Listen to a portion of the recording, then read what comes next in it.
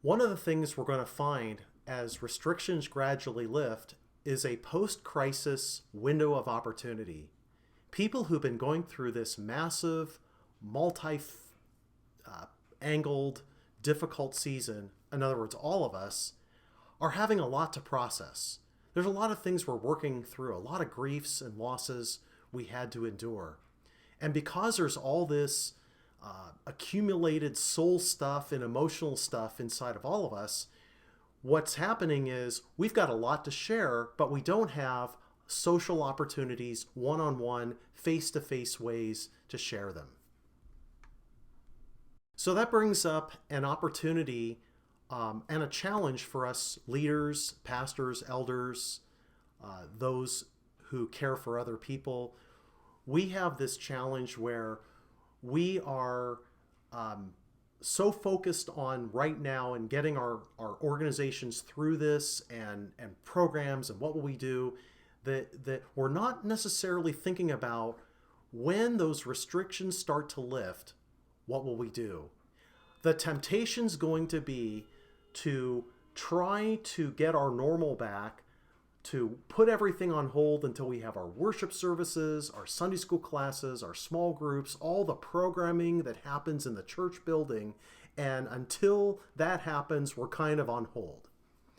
The reality is the first thing that's going to be opened up are one-on-one relationships.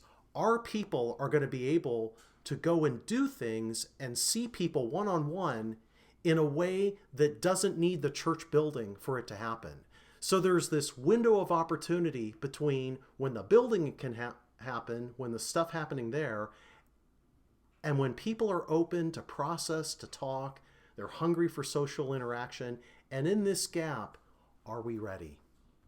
People as well are also going to be tempted to focus most on seeing their already friends, the people in their churches, the people in their small groups.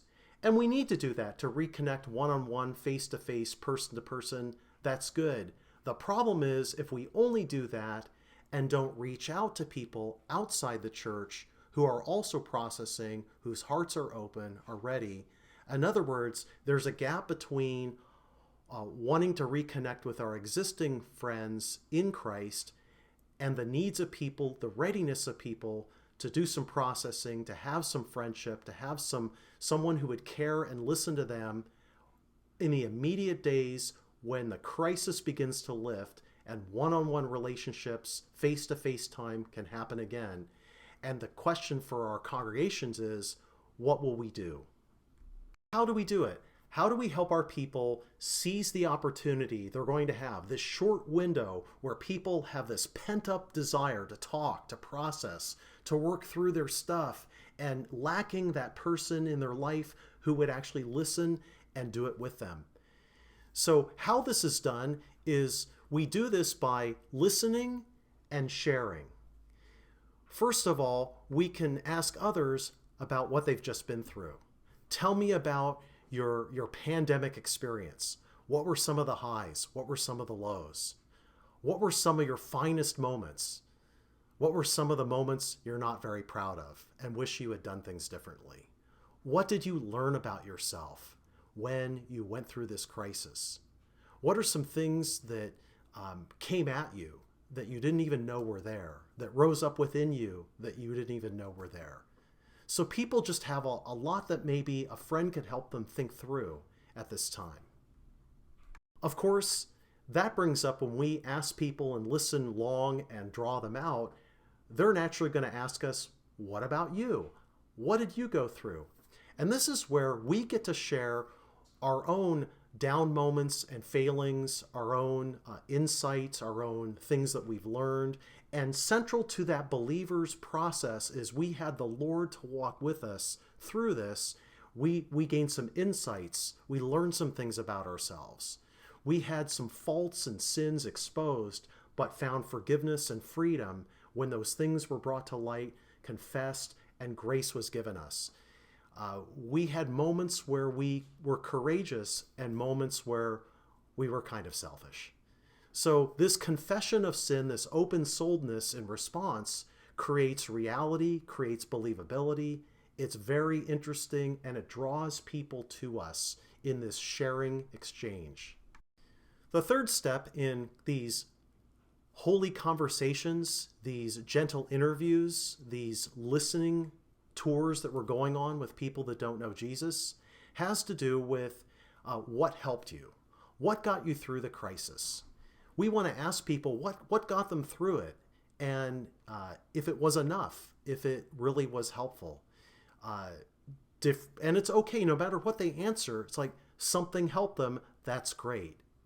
The other thing that happens is when we ask about what helped them, they're going to say, what helped you? And that's where we have an opportunity to talk about where our own hardness was softened by God's kindness, where our own selfishness was challenged and corrected, and we began to think of others, where we were anchored in God's promises and presence when we were panicked and afraid like everyone else.